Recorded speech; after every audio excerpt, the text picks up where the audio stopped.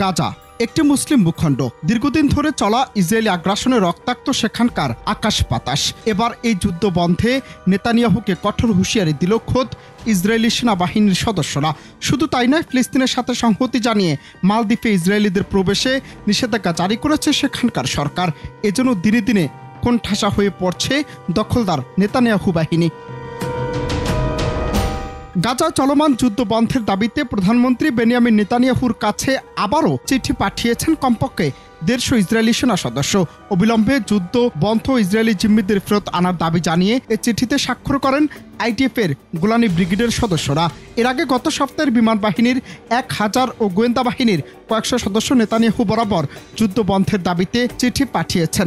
এর পাশাপাশি আলাদা একটি চিঠিতে স্বাক্ষর করে 200 সামরিক চিকিৎসক। খোদ সামরিক বাহিনীতে জোরালো হচ্ছে যুদ্ধ বন্ধের দাবি, যাতে চাপ বাড়ছে ইসরায়েলি প্রশাসনের উপর।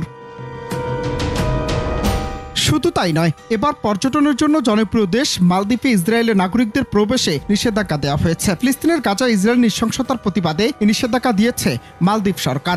আজ মঙ্গলবার দেশটির পার্লামেন্টে নিষেধাজ্ঞা সংক্রান্ত আইনের অনুমোদন দেওয়া হয়। এর পরপরই তাতে অনুসমর্থন জানান প্রেসিডেন্ট মোহাম্মদ মুইজ্জু। যদিও নিষেধাজ্ঞা ইস্যুতে নেতানিয়াহু মুখ না খুললেও মুখ খুলেছেন নিজ দেশের সেনাদের নিয়ে। বলছেন, এ ধরনের চিঠিতে স্বাক্ষর করলেই করা হবে বরখাস্ত। অনন্ত হাসান মাসুদ, বাংলা টিভি।